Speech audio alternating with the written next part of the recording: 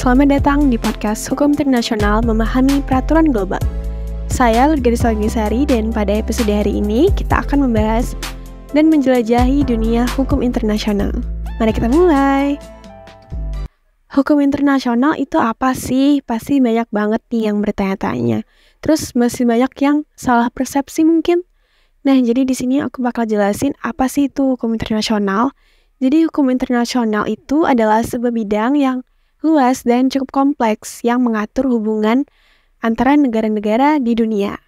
So, dalam hukum internasional sendiri, terdapat seperangkat peraturan dan juga prinsip-prinsip yang bertujuan untuk mempromosikan perdamaian, keadilan, dan kerjasama di antara negara-negara.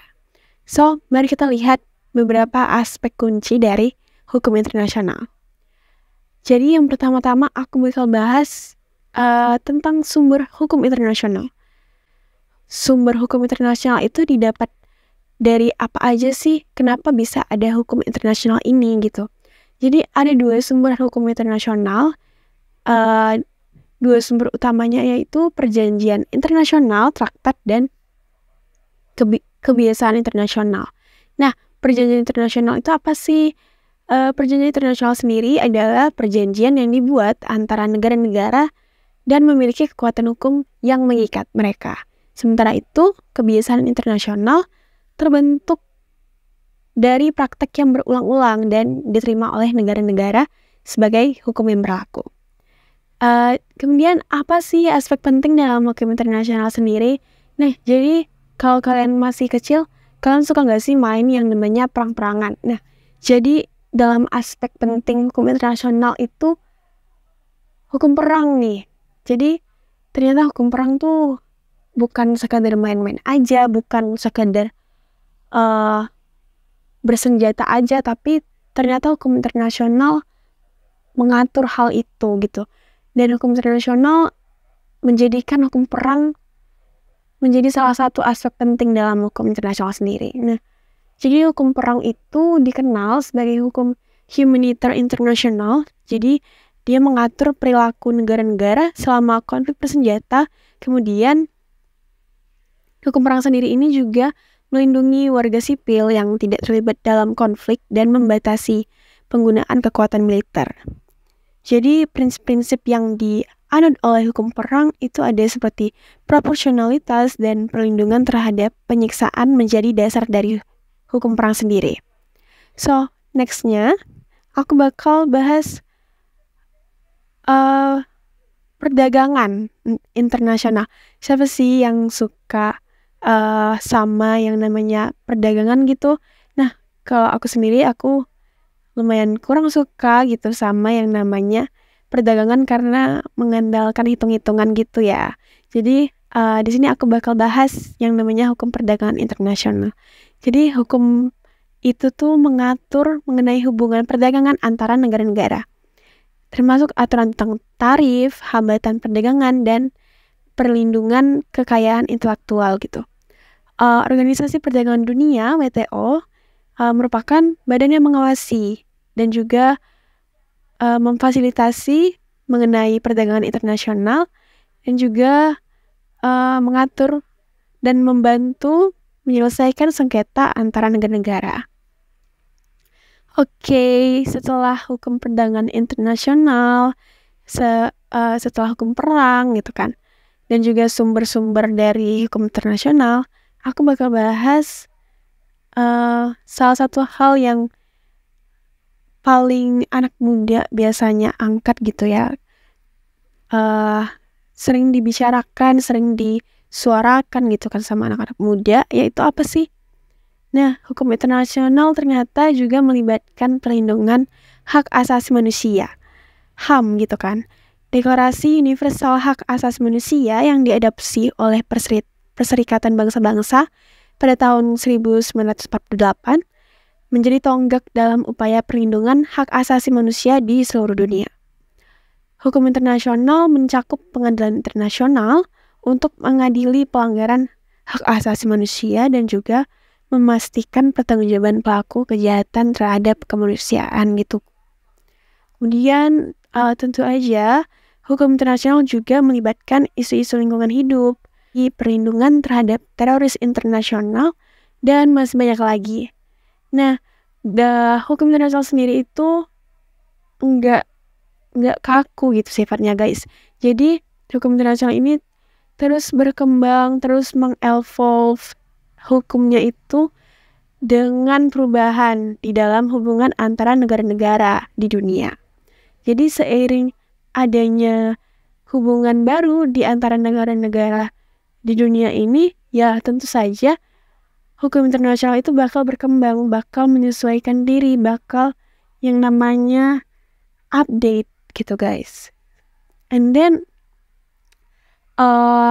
sudah kita bahas nih dunia hukum internasional gitu kan. Nah, kalau kalian punya pendapat atau ingin berdiskusi, boleh banget kalian komen di bawah atau kayak mau menambahkan apa yang udah aku sampaikan tadi gitu. Nah, selanjutnya apa sih yang bakal kita bahas di podcast kali ini? So, bukan hanya bakal membahas tentang memahami peraturan global aja. So, aku bakal ngebahas mengenai kasus-kasus yang mempengaruhi dunia. Saya Lugari Salgesari, dan pada episode kali ini kita akan membahas beberapa kasus penting dalam bidang hukum internasional. Mari kita mulai. Kasus pertama yang akan kita bahas adalah kasus Nicaragua dan juga Amerika Serikat. Pada tahun 1984, Nicaragua mengajukan gugatan terhadap Amerika Serikat. Kenapa? Karena Nicaragua mengklaim bahwa Amerika Serikat melanggar hukum internasional dengan cara mendukung pemberontakan bersenjata di Nicaragua. Nicaragua mengajukan gugatan tersebut kepada Mahkamah Internasional nih, guys. Jadi, Mahkamah Internasional kemudian menerima laporan tersebut, tetapi Mahkamah Internasional menyatakan dan kemudian mengeluarkan tuntutan bahwa ternyata Amerika memang bersalah atas pelanggaran kedaulatan Nicaragua dan mengeluarkan keputusan yang menuntut ganti rugi. Oke. Nextnya ada kasus Yugoslavia dan NATO. Kita pasti sering banget dengar yang namanya NATO gitu kan. Nah, teman-teman bisa search atau cari tahu nih NATO tuh apa sih gitu kan, daripada cuma dengar-dengar aja. Jadi apa nih kasus Yugoslavia dan NATO? Nah, pada tahun 1999, NATO melancarkan serangan militer terhadap Yugoslavia dalam rangka menghentikan kekerasan di wilayah Kosovo. Yugoslavia mengajukan gugatan terhadap NATO ke Mahkamah Internasional. Kemudian mengklaim bahwa serangan tersebut melanggar hukum internasional, termasuk pelanggaran kedaulatan dan penggunaan hukum kekuatan militer yang tidak sah. Namun, Mahkamah Internasional menyatakan bahwa mereka tidak memiliki yurisdiksi atas kasus ini karena tidak ada persetujuan yang mengikat antara Yugoslavia dan NATO yang akan memungkinkan mahkamah untuk mengadili sengketa tersebut. Nah, jadi dalam kasus Yugoslavia dan NATO ini kita dapat memahami bahwa ternyata Mahkamah Internasional sendiri yang kita tahu mahkamah internasional gitu kan, mahkamah yang ada untuk negara-negara besar di dunia, ternyata juga tidak memiliki yurisdiksi kuat jika ternyata antar negara yang bersengketa ini tidak mempunyai persetujuan yang sah, tidak mempunyai persetujuan yang terbukti mengikat gitu. Jadi bisa kita ambil pelajaran kalau sebagai orang yang melek hukum gitu kan. Nah, kita tuh harus paham kalau persetujuan itu harus ada dan kemudian untuk mencegah hal-hal yang tidak kita inginkan gitu.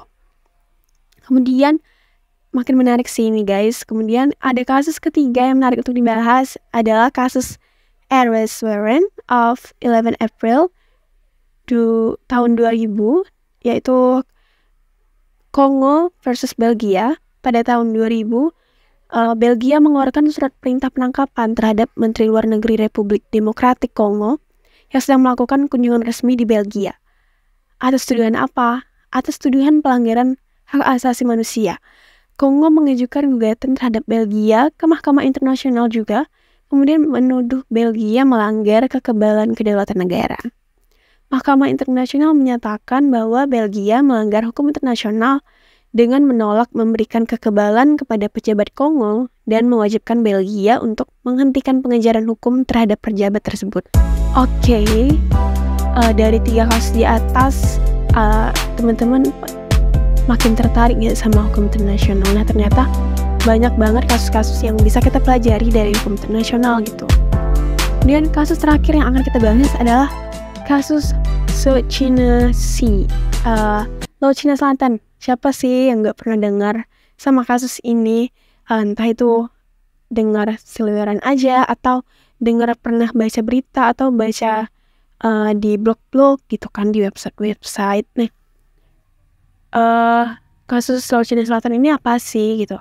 Jadi kasus Laut Cina Selatan itu adalah sengketa wilayah laut yang melibatkan beberapa negara, termasuk China, Filipina, dan juga Vietnam. Nah, sengketa ini tuh berkaitan dengan hak klaim wilayah maritim, laut, hak pengeboran minyak dan gas, serta juga hak lintas laut di Cina Selatan. Nah, pada tahun 2016, Mahkamah Arbitrase Permanen memberikan keputusan yang mendukung klaim Filipina dan juga menolak klaim China dalam beberapa aspek. Keputusan ini menimbulkan perdebatan intens. That's why topik kasus Laut Cina Selatan ini sempat menyebar gitu kan, karena negara-negara yang terlibat di dalam kasus ini tuh masih memegang erat prinsip-prinsip hukum nasional mereka sendiri, jadi kurang melek yang namanya hukum internasional. Jadi keputusan ini menghasilkan perdebatan yang gak habis-habisnya, perdebatan yang intens, dan juga dari hal ini juga kita bisa melihat ternyata penting lembaga internasional itu ada dan juga mempunyai sikap tegas dalam penyelesaian sengketa wilayah gitu. Nah, dari keempat kasus tersebut, yang menurut kalian kasus yang paling menarik, kasus yang paling kalian penasaran tuh yang mana sih guys? Nah, kalau aku sendiri yaitu kasus Laut Cina Selatan, karena ya itu sempat sangat hangat diperbincangkan hukum internasional gitu kan. Nah, jadi itulah beberapa kasus yang memberikan gambaran tentang kompleksitas dan dampak hukum internasional di dunia. Meskipun hukum internasional seringkali kompleks dan kontroversial, peran lembaga seperti Mahkamah Internasional dalam menyelesaikan sengketa dan mempromosikan keadilan internasional sangatlah penting, dan it's really important for me. So, selain kasus, aku juga tadi sempat menggambarkan singkat tentang hukum internasional. Jadi, jelaslah bahwa hukum internasional ini memainkan peran-peran yang sangat penting dalam menjaga perdamaian dan juga mempromosikan kerjasama di antara negara dan negara di dunia. So, terima kasih telah mendengarkan episode hari ini. Saya Lurgita Sargesari, dan sampai jumpa di episode berikutnya dari podcast Hukum Internasional, Memahami Peraturan Global dan juga kasus-kasus yang mempengaruhi dunia.